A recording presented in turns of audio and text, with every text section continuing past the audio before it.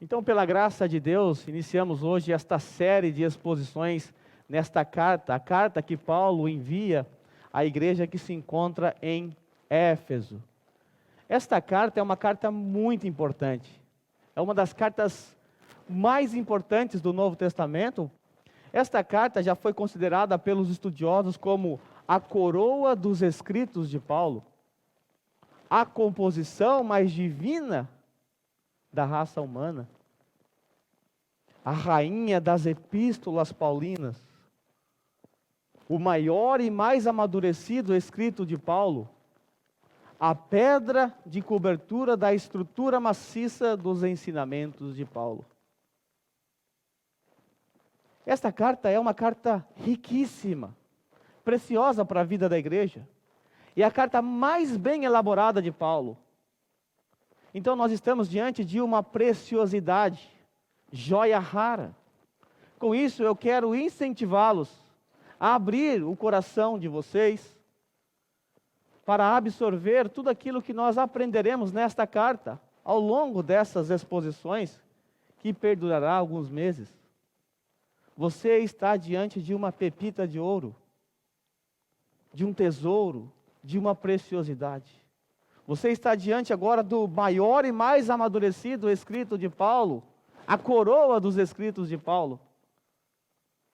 Eu tenho certeza que até o fim de todas essas exposições, todos nós seremos enriquecidos pela palavra de Deus.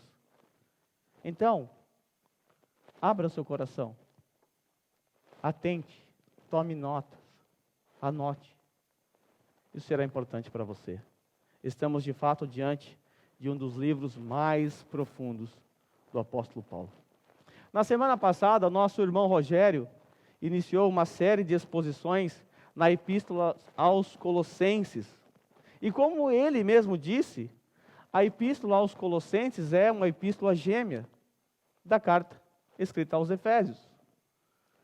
E muito do que será pregado por mim será repetido pelo Rogério e vice-versa.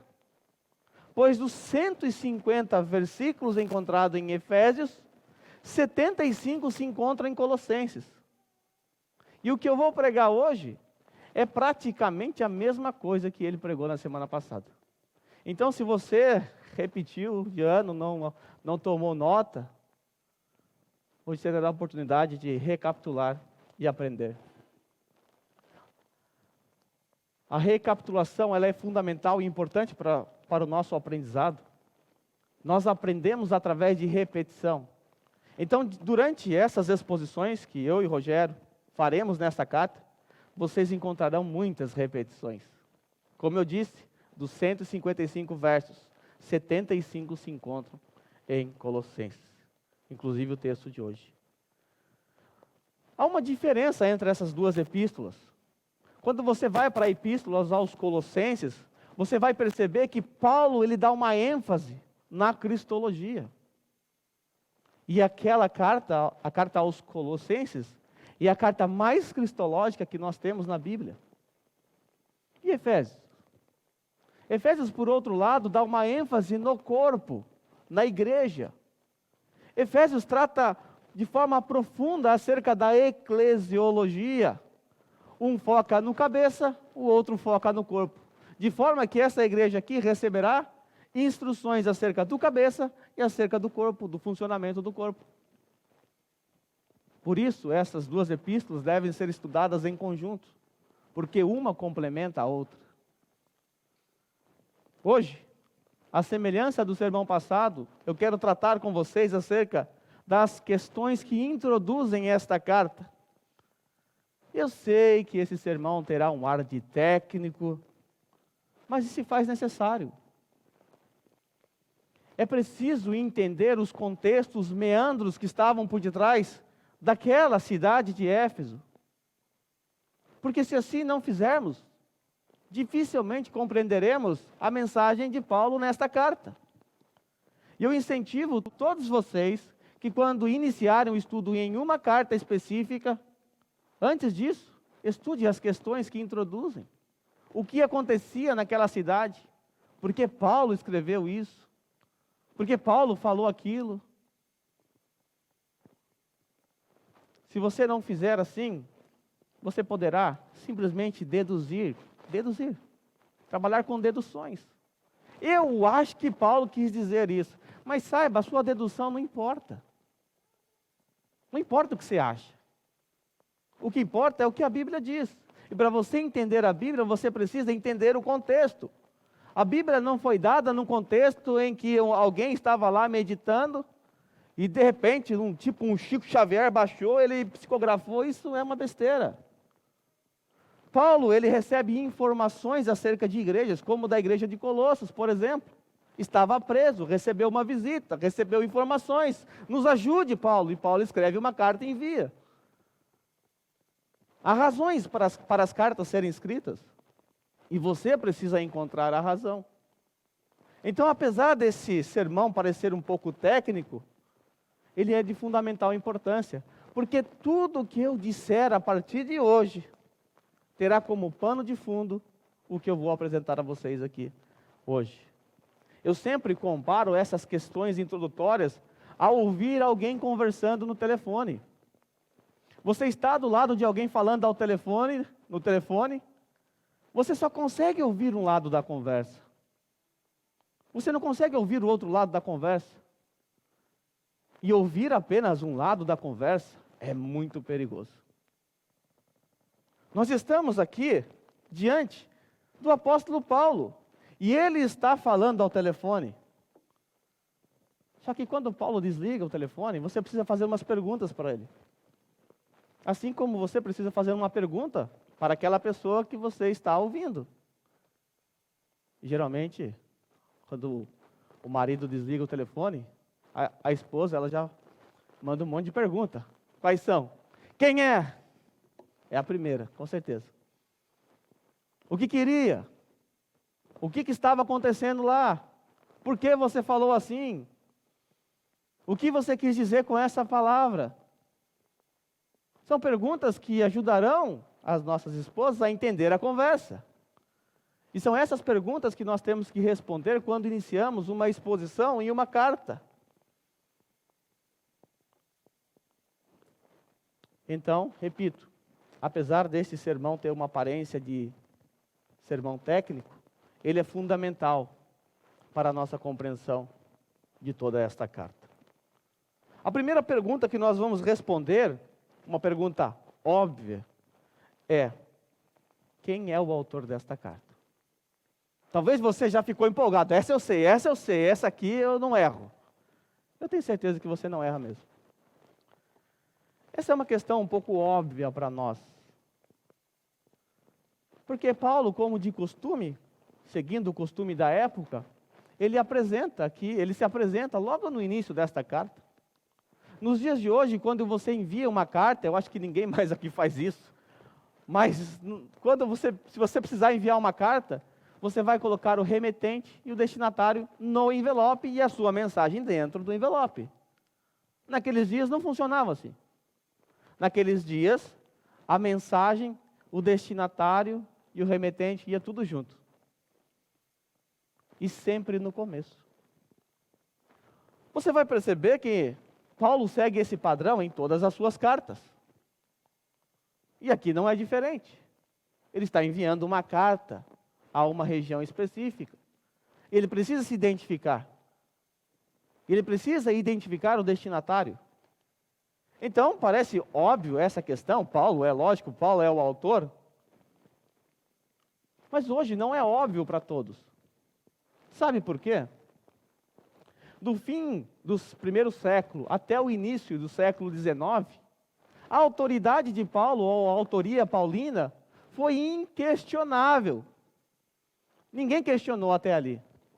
Até que surgem os malditos liberais, com a maldita teologia liberal.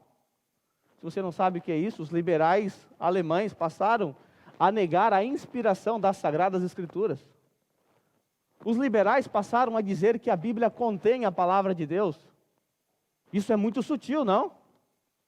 A Bíblia contém a palavra de Deus? Talvez você está, claro que contém. Só que, no pensamento dos liberais é assim: a Bíblia não é a palavra de Deus. Ela contém a palavra de Deus. Quando Deus fala com Moisés, ali é a palavra de Deus. Quando Paulo escreve, aí já é coisa da cabeça de Paulo. Os liberais passaram a negar os milagres. Porque os milagres não podem ser explicados de forma racional. Então, ao ler a história de Jonas, Jonas ficou 3 dias dentro do ventre de um grande peixe. Racionalmente isso é impossível. Isso é uma lenda. A história da criação é uma lenda. O apóstolo Paulo estava viajando na maionese quando escreveu Romanos 9. É isso que dizem os liberais. Eles negam a suficiência das Escrituras e a autoridade das Escrituras. Para eles, a Bíblia não é a palavra de Deus. E adivinha? Eles negaram a autoridade paulina. Para eles, o apóstolo Paulo não é o autor desta carta. E isso está espalhado por todas as redes sociais. Então tome muito cuidado com o que você lê, com o que você compartilha. Eu escutei isso no seminário. E para ser sincero, eu fiquei encantado a primeira vez que eu ouvi. Porque é interessante. É um conhecimento que quase ninguém tinha, então agora eu possuo um conhecimento melhor do que os outros. Eu sei que essa carta não foi escrita por Paulo, pensou esse tolo. Então muito cuidado, porque você estará exposto a isso na internet, num sermão, num seminário e assim por diante. Mas por que os liberais, eles negaram a autoridade paulina? Primeiro, por conta da complexidade desta carta. Esta é uma carta muito profunda. E ela foge um pouco, na forma de ser escrita, dos padrões de Paulo. Paulo usa palavras aqui que ele não usou em nenhum outro lugar. Esta é uma epístola mais bem elaborada. Então os liberais olham para isso e falam, foi outra pessoa que escreveu, não pode ser Paulo. Outros questionamentos se baseiam no fato de que em alguns manuscritos, a palavra que, talvez aí na sua nota de rodapé, tem aí, a palavra que estão em Éfeso, não aparece em alguns manuscritos. Não aparece.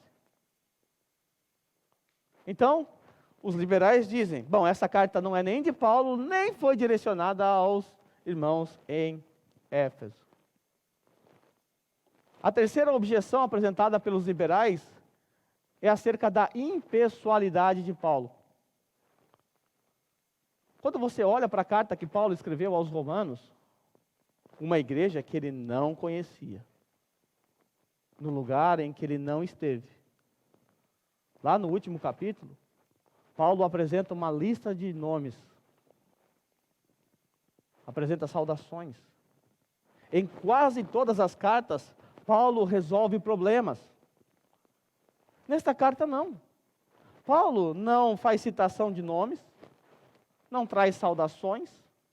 Paulo não resolve problemas. O detalhe é que Paulo ficou naquela igreja por 3 anos. Ele conhecia muito bem aquela igreja, sabia dos problemas daquela igreja. E como Paulo pode escrever uma carta para uma igreja que ele conhecia muito bem e não tecer nenhum comentário acerca dos problemas vividos naquela igreja? E vocês estudaram a carta que Paulo escreveu a Timóteo. Vocês viram os problemas enfrentados por aquela igreja? Muitos. Em Atos capítulo 20, o apóstolo Paulo chama os presbíteros de Éfeso e traz um terrível alerta para eles. Lobos penetrarão no meio do rebanho de vocês e não pouparão. E aqui agora Paulo não fala absolutamente nada. Então os liberais dizem, então não foi Paulo que escreveu isso aqui, não é possível. Aparentemente, realmente essas questões podem até colocar a autoria paulina em xeque, mas basta você atentar para a finalidade dessa carta. Por que Paulo escreveu esta carta? Qual era a finalidade desta carta, o objetivo desta carta? Ao responder isso, você vai entender que Paulo era o seu autor. A ausência do nome da cidade de Éfeso em alguns manuscritos mais antigos e a impessoalidade de Paulo nesta carta pode ser explicado pelo fato de que Paulo intencionava que esta epístola fosse uma epístola circular, uma epístola para rodar em todas as igrejas. Por causa disso, algumas cartas foram copiadas e ocultaram, na cópia, essa parte em Éfeso, deixando em branco, para que aqueles que fossem receber a carta, recebessem a carta com o seu nome, o nome do destinatário. Colossos, Filipos e assim por diante.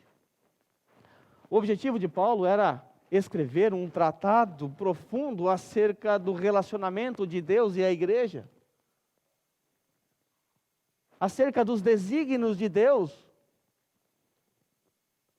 E ele queria que as outras igrejas soubessem disso aqui. Então ele escreve uma carta direcionada a várias igrejas. A várias igrejas. Por isso, Paulo não precisa, é inútil Paulo tecer detalhes acerca de problemas, porque o problema na igreja de Éfeso é diferente da igreja de Colossos e das demais igrejas. Cada igreja tem o seu problema específico, e quando ele quer tratar de um problema específico, ele envia uma carta específica. Também se faz desnecessário a presença de saudações, porque não são as mesmas pessoas. Nós podemos, sem sombras de dúvidas, acreditar que Paulo foi o autor desta carta. E acreditar que, primariamente, esta carta foi enviada para os irmãos em Éfeso e copiada e distribuída para as outras cidades. O apóstolo Paulo, então, ele se apresenta como o autor desta carta. Ele começa logo no primeiro versículo, Paulo, mas ele não para por aí. Ele continua, apóstolo de Cristo Jesus, pela vontade de Deus. Como era de costume, o apóstolo Paulo se apresenta como um apóstolo. Certamente ele não faz isso para se orgulhar, para dizer eu sou um apóstolo, como fazem os apóstolos dos dias de hoje.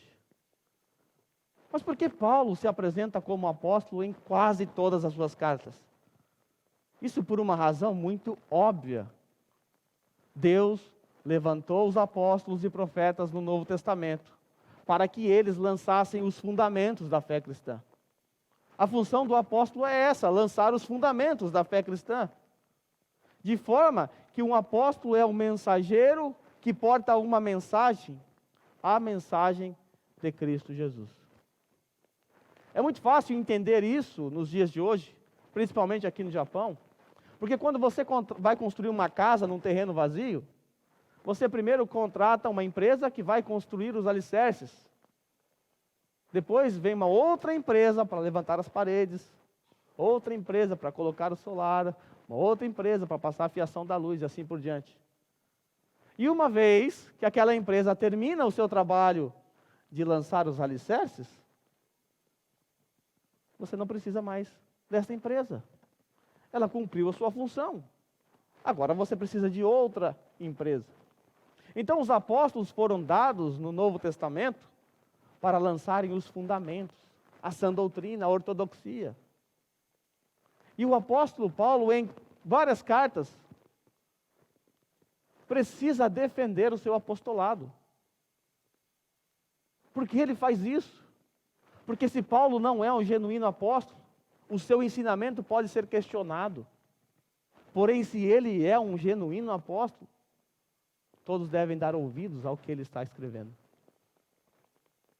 Porque essa é a função de um apóstolo. Por isso, Paulo faz questão de dizer, eu sou apóstolo de Jesus Cristo. Não por orgulho, mas para que a sua mensagem seja recebida.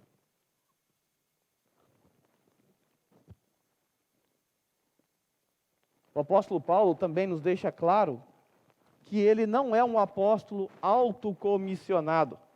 Ele diz assim, Paulo, apóstolo de Cristo Jesus, pela vontade de Deus. Paulo não é um apóstolo autocomissionado. Ele não acordou num dia de manhã, pegou o seu pente diante do espelho, olhou para o espelho, está aí, rapaz, dou para um bom apóstolo. Acho que eu tenho uma pinta de apóstolo. Como fazem muitos apóstolos hoje em dia, né? O cara acordou, achou que é apóstolo e já colocou o título. Já fez o seu crachá, já mudou o seu perfil no Face, né? Apóstolo.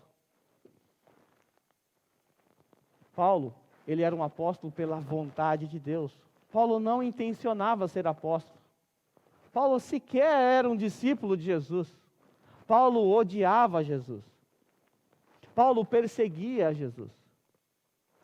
Em Atos capítulo 9, no caminho para Damasco, Paulo estava indo para aquela região com uma carta debaixo do seu braço. Esta carta era uma autorização para encarcerar, perseguir os cristãos.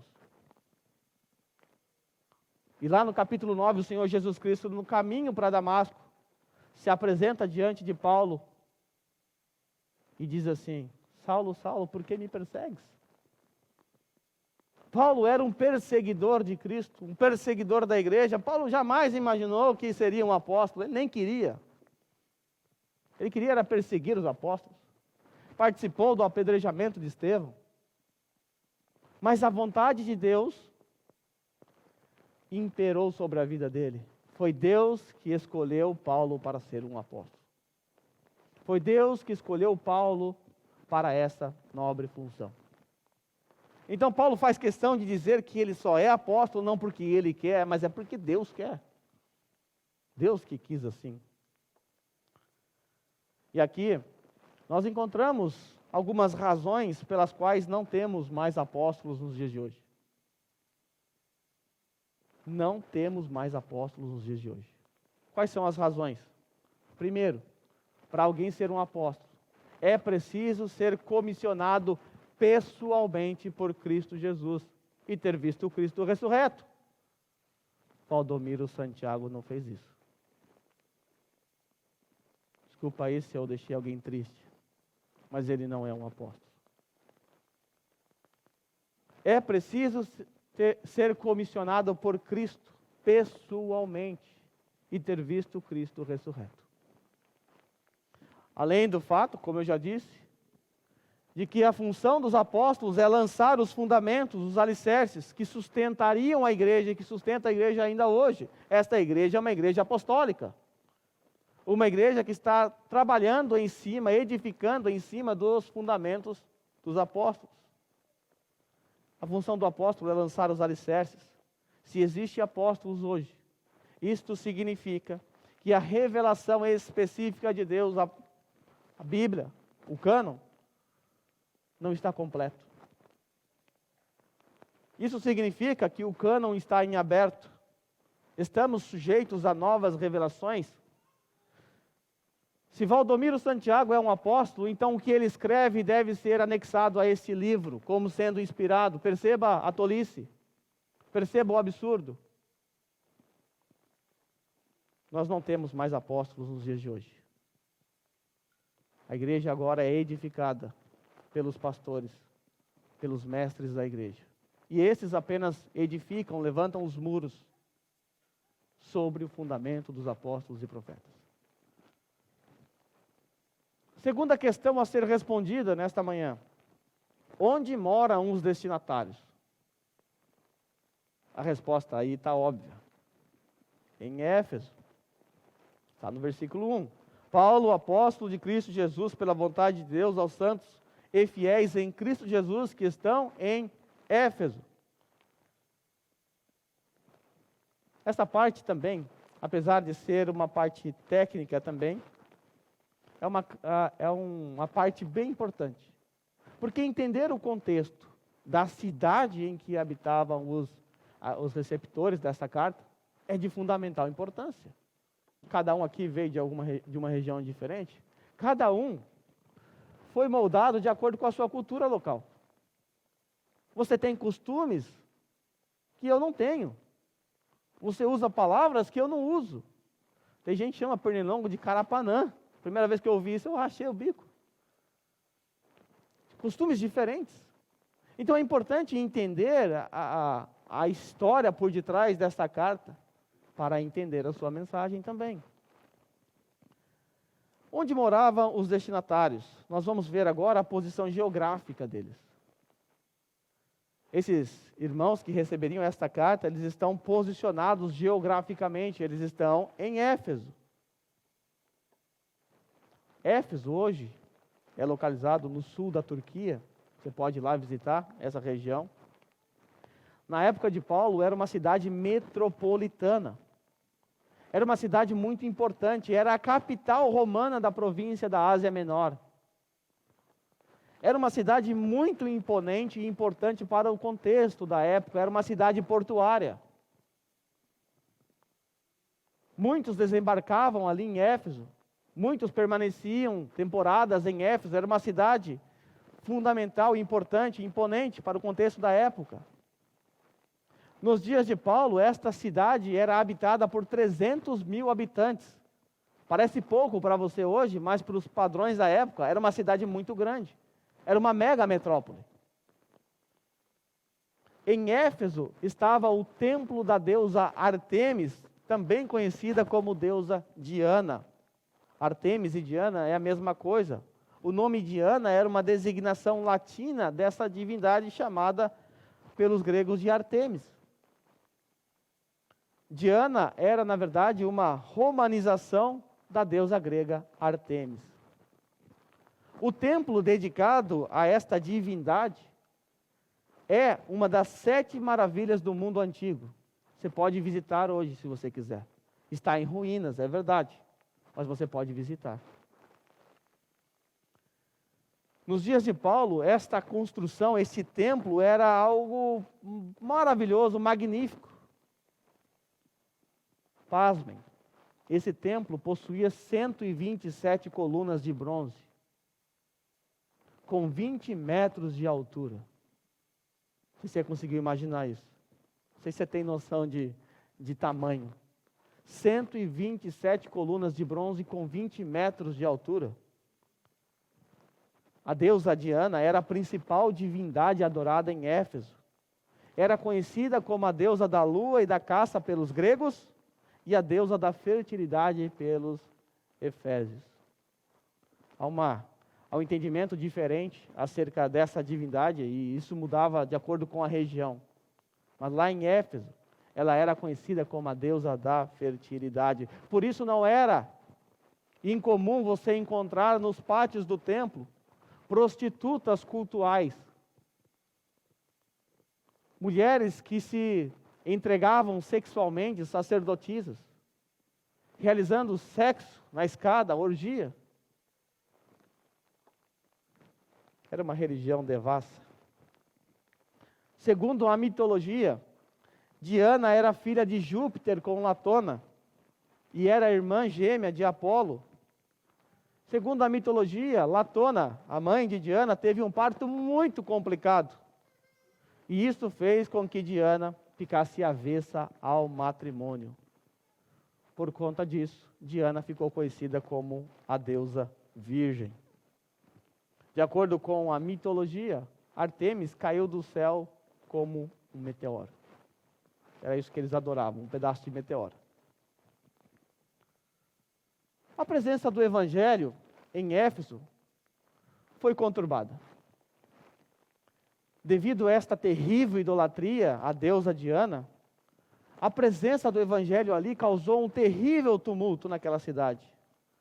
Porque o Evangelho, quando ali chegou, trouxe um grande avivamento àquela região, ao ponto de levar muitos praticantes do ocultismo a queimar seus livros em praça pública. Veja Atos capítulo 19, versículo 18 e 19. Muitos dos que creram vinham e confessavam e declaravam abertamente suas más obras. Grande número dos que tinham praticado ocultismo reuniram seus livros e os queimaram publicamente. Calculando o valor total, este chegou a 50.000 dracmas. Quando o Evangelho ali chegou, aqueles praticantes de ocultismo confessaram seus pecados, declaravam suas más obras, e eles queimaram 50.000 dracmas em livros. Não sei se você sabe quanto que é 50.000 dracmas, mas uma dracma é equivalente a um dia de trabalho braçal.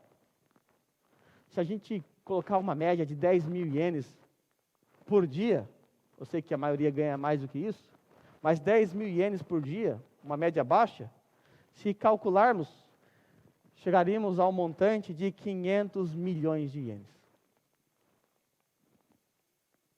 Muito livro.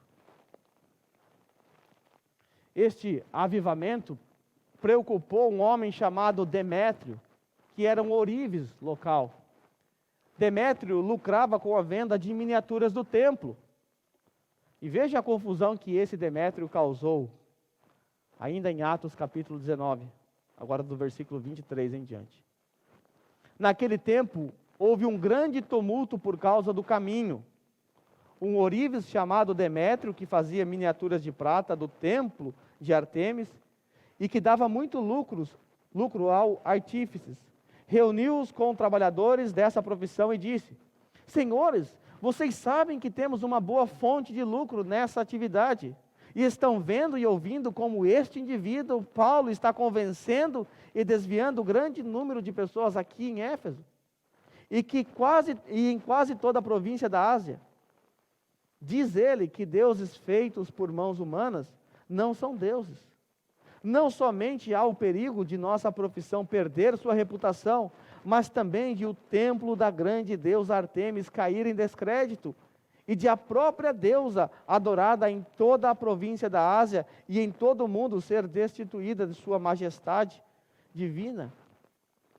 Ao ouvirem isso, eles ficaram furiosos e começaram a gritar: grande é a Artemis dos Efésios. Em pouco tempo, toda a cidade estava em tumulto. O povo foi às pressas para o teatro. Havia um mega teatro lá, dá para você visitar ainda hoje. Comportava em torno de 25 mil pessoas. Então eles foram para o teatro, arrastando os companheiros de viagem de Paulo, os macedônios Gaio e Aristarco.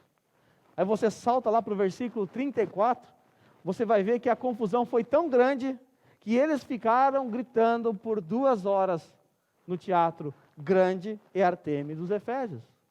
2 horas gritando: grande é Artemis dos Efésios. A história de Paulo. Qual é a história de Paulo naquela cidade, naquela região? Essa cidade foi muito importante para Paulo, pois dos 12 anos de viagem missionárias realizada por Paulo, 3 ele passou naquela cidade. De 12, 3 em Éfeso. Além de deixar mais tarde seu filho na fé Timóteo por mais ou menos 1 ano e meio naquela região.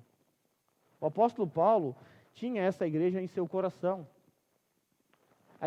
Esta é a igreja que ele mais passou tempo com ela. Mas Paulo não foi o fundador desta igreja. Paulo só morou lá em Éfeso na ocasião da sua 3ª viagem missionária, que se deu por volta dos anos 55 a 57. Na 2ª viagem missionária, o apóstolo Paulo teve uma passagem muito rápida naquela região. Só que nesta ocasião, Paulo deixou Priscila e Áquila, prováveis fundadores desta igreja. Priscila e Áquila, eles discipularam Apolo, que se tornou um grande pregador da mensagem do caminho naquela região. Esta carta que estamos estudando foi escrita por volta dos anos 60, 61, quando Paulo estava preso em Roma, na sua primeira prisão, aquela prisão domiciliar. Se você lembra bem, quando eu preguei a carta de Paulo aos Filipenses, ele escreveu aquela carta numa prisão em Roma. Essa mesma prisão. Paulo escreveu na prisão as epístolas da prisão. Se você depois pesquisar epístolas da prisão, é uma maneira de se referir a algumas epístolas específicas que foram escritas por Paulo dentro da prisão, nessa sua primeira prisão. Quais são elas? Efésios, Filipenses, Colossenses e Filemão. Quais são as características dos destinatários? Esse é um ponto importante a ser considerado. No versículo 1 ainda. Paulo, apóstolo de Cristo Jesus pela vontade de Deus, aos santos e fiéis. Paulo chama os destinatários desta carta de santos e fiéis. Sei que a palavra santo, ela causa arrepio em muitas pessoas. Ojeriza. Sei que se eu perguntasse para alguns aqui, você é santo? Provavelmente alguns diriam, claro que não, pastor, sou pecador. Eu, santo? Longe disso. E isso se dá porque nós temos uma compreensão equivocada do que é ser santo. Infelizmente, nós fomos manchados, influenciados pelo pensamento romanista, pensamento católico romano, acerca de quem é que pode ser um santo. Para os católicos, para alguém ser santo, ele tem que ter vivido uma vida aqui quase que perfeita. Depois da sua morte, esta pessoa que morreu tem que realizar algum tipo de milagre, que pode ser comprovado de alguma forma, que eu não sei como eles conseguem fazer isso. E então, tal pessoa é canonizada, se torna um santo da Igreja Católica Romana. Agora, esta pessoa que se tornou um santo, pode receber orações e adoração. E passa a ter um papel de mediador. Ou seja, toma o papel de Jesus, que é o único mediador. Eu sei que por conta disso, muitas pessoas então ficam assim, eu não sou santo assim, afinal não realizei nenhum milagre, eu não sou perfeito, eu ainda não alcancei a glorificação, mas ser santo não tem nada a ver com isso. A palavra santo literalmente significa separado. Alguém que foi separado, ou algum objeto que foi separado para um uso. Por exemplo, quando nós lemos o 4º mandamento, Deus ali diz assim: lembra-te do dia de sábado para santificá-lo. O que isto significa? O que Deus queria com este mandamento? Lembra-te do dia de sábado. Significa o quê? Significa que os judeus deveriam separar esse dia para o seu descanso. Havia utensílios no templo que eram separados para este fim. O povo de Deus, nós, os que cremos em Cristo Jesus, fomos separados pelo próprio Deus. Ele nos escolheu, Ele nos separou para andarmos, para vivermos uma vida digna, andarmos em Sua presença. É fato que todo cristão é um santo, e todo santo é um cristão. Porque o cristão, ou o santo, ele foi separado por Deus na eleição, para viver uma vida santa e irrepreensível. Corre os teus olhos aí para o versículo 4 de Efésios, texto que nós estamos estudando. Porque Deus nos escolheu nele antes da criação do mundo, para quê? Deus nos escolheu nele antes da criação do mundo, para quê? Para sermos santos e irrepreensíveis em sua presença. Se você é um eleito, você é um santo. Simples assim. E todo santo é fiel, e todo fiel é um santo. Como vimos na semana passada, a doutrina da santificação possui 2 aspectos: o posicional e o processual. O posicional ocorreu na eternidade passada, quando a Santíssima Trindade entrou num pacto de redenção. O versículo 4 diz isso: Deus nos escolheu nele antes da criação do mundo. A escolha, a eleição, ela ocorreu dentro dos desígnios, dos propósitos de Deus, na eternidade passada, quando Deus entra num pacto de redenção, Pai, Filho e Espírito Santo. E o processual? O processual ocorreu quando você foi regenerado pelo Espírito Santo. E a partir desse dia, você passou a ser santo e fiel. O processual ocorreu quando você foi regenerado. Agora, você deve viver uma vida digna desta vocação, digna desse chamado, digno desta eleição. Afinal, Paulo diz, nos escolheu neles antes da criação do mundo, para sermos santos e irrepreensíveis. Você não deve buscar a vida de santidade ou a santificação para ser salvo. Isso lhe é impossível se você não for um salvo. Se você não é alguém habitado pelo Espírito Santo, você não é santo. Você pode realizar as melhores obras. Você pode se tornar um religioso, mas você jamais será um santo. Pois para ser santo é preciso ser regenerado. É preciso ter o coração mudado. É Ele que nos separa. Não é você que se coloca nessa posição por causa das suas boas obras. Não há nada que você possa fazer para ser um santo. Nada. Posicionalmente falando. Você só é santo porque Ele colocou você nessa posição. E Ele fez isso na eternidade passada. Por que você deve viver uma vida santa, então? Por que nós devemos buscar a santificação?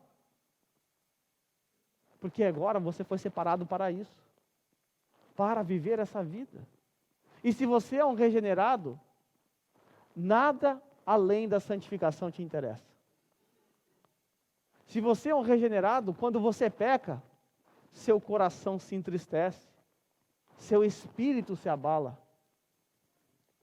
Quando você peca, você pode dizer lá como o salmista Davi, no Salmo 51, ó Deus, não retire de mim o teu espírito. Quando você peca, a sua consciência lhe acusa. Porque você foi separado para outro fim, para viver uma vida digna, uma vida santa, em obediência a Ele, em obediência à palavra dEle. Então você é santo, não para ser salvo, mas porque você foi salvo. A santificação é o lado visível da salvação. É aquilo que pode ser percebido na vida das pessoas. Então nós vimos que os irmãos lá dessa igreja estavam localizados geograficamente. Eles possuíam endereço geográfico, cidade de Éfeso. Mas Paulo também diz que eles possuem o endereço celestial. Paulo diz assim que esses irmãos de Éfeso estão em Cristo Jesus. Paulo, apóstolo de Cristo Jesus, pela vontade de Deus, aos santos e fiéis em Cristo. Nós encontramos a localização espiritual dos crentes. Geograficamente, cada um aqui está localizado em um lugar. Aos irmãos que estão em Nagoya, aos irmãos que estão em Gifu, aos irmãos que estão em Requinan, Tokonami. Mas espiritualmente, todos os santos estão localizados em Cristo Jesus. Nós estamos em Cristo Jesus. E nós encontramos aqui a expressão-chave desta epístola. Esta é a expressão-chave da epístola aos Efésios. Você vai perceber esta pequena palavrinha, somado com os seus equivalentes, nele, por meio dele, através dele, em Cristo. Você vai encontrar isso em todas as epístolas de Paulo. Você vai encontrar 169 menções. Olha aí o capítulo 1, só para a gente matar a curiosidade, é o texto da semana que vem. Mas veja aí, em Cristo e seus equivalentes. Logo no versículo que nós estamos estudando, versículo 1, nós temos aos santos e fiéis em Cristo. Agora vá comigo para o versículo 3. Bendito seja o Deus e Pai de nosso Senhor Jesus Cristo, que nos abençoou com todas as bênçãos espirituais nas regiões celestiais em Cristo. Versículo 4, veja o equivalente aí. Porque Deus nos escolheu nele, antes da criação do mundo. Versículo 5. Em amor nos predestinou para sermos adotados como filhos por meio de Jesus Cristo. Versículo 7. Nele temos a redenção por meio do seu sangue, o perdão dos pecados. Versículo 9. E nos revelou o mistério da sua vontade, de acordo com o seu bom propósito, que ele estabeleceu em Cristo. Versículo 10. Isto é, de fazer convergir em Cristo todas as coisas celestiais. Versículo 11. Nele fomos também escolhidos, tendo sido predestinados conforme o plano daquele que faz todas as coisas. Nele fomos predestinados. Versículo 12. a fim de que nós, os que primeiro esperamos em Cristo, sejamos para o louvor da sua glória. Versículo 13, quando vocês ouviram e creram na palavra da verdade, o evangelho que os salvou, vocês foram selados em Cristo com o Espírito Santo da promessa. Só aqui tá bom. Veja que nós encontramos aqui a expressão-chave para o raciocínio de Paulo em todas as suas epístolas. Porque tudo para Paulo é em Cristo, é através de Cristo e é para Cristo. Esta deve ser não só a expressão-chave de Paulo, mas é a expressão-chave de todos os cristãos. Porque tudo o que somos e fazemos, só somos e fazemos por causa de Cristo. Por causa dele. Encontramos aqui então a expressão-chave para a sua e para a minha vida. Em Cristo. Paulo entende que nada pode ser feito a parte de Cristo. Sem Cristo o evangelho não existe. Sem Cristo a sua salvação não existe. Sem Cristo você não seria um santo. Sem Cristo lhe é impossível ser um fiel. Sem Cristo você não estaria aqui hoje. Tudo o que fazemos e que somos, só somos e fazemos por causa de Cristo. Por causa dele. Estar em Cristo significa que estamos numa união pessoal, numa união vital com Cristo.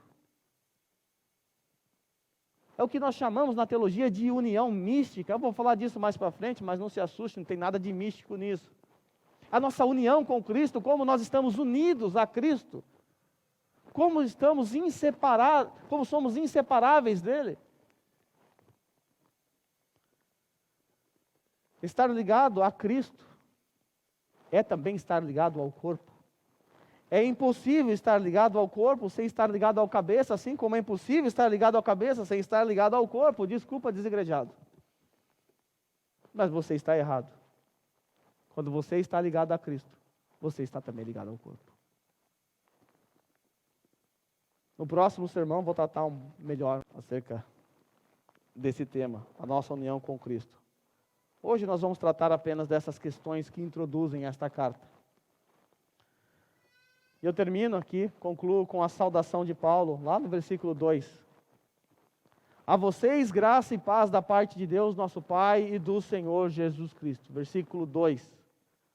Apesar desta saudação ser costumeira nos escritos de Paulo, nós não podemos negar que tudo que sai das penas de Paulo não são convencionais.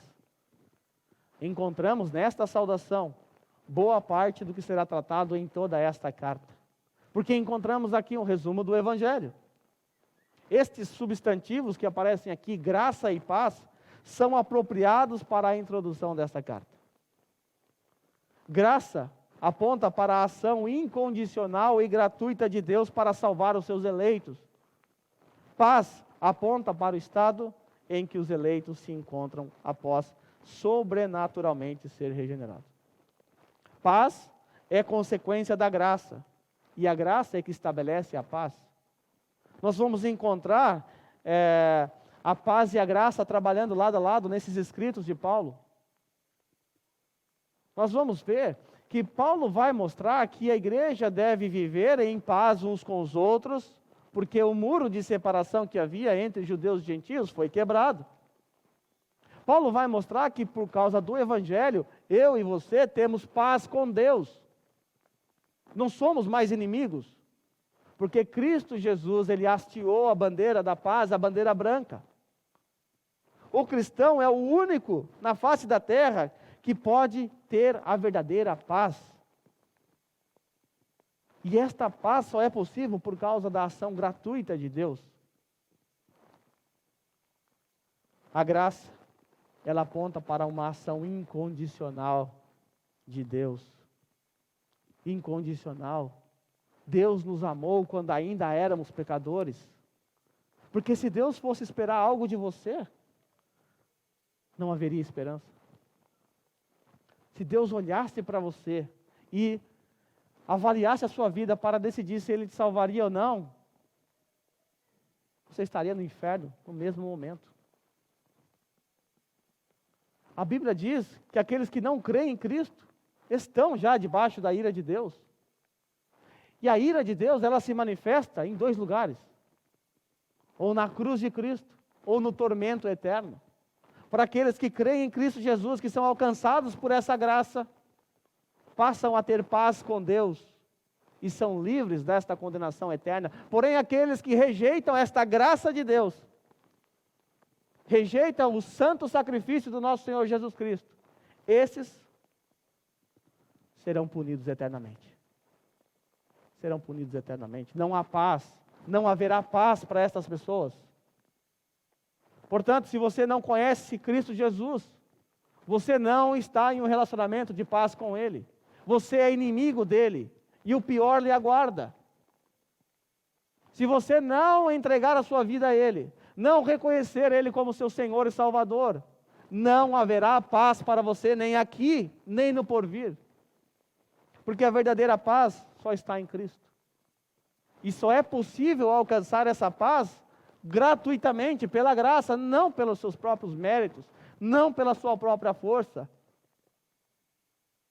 Descanse na soberania de Deus, se entregue a Ele, confesse os seus pecados, se arrependa, reconheça Ele como seu único suficiente Salvador, e assim, se você fizer assim, com o coração, com sinceridade, você experimentará a paz de Deus que excede todo entendimento. Você deixará de ser inimigo dEle, passará a ser filho dEle. A ira já não mais te pertence. Já não mais te pertence. Paz é a consequência da graça. E a graça estabelece a paz. Sei que meu tempo acabou. Então eu quero pedir a vocês que curvem suas cabeças. Vamos orar a Deus agradecendo por essa doce paz. Por essa oferta gratuita do Evangelho. Hoje não vai dar tempo de fazer as perguntas no final. Mas curva a sua cabeça.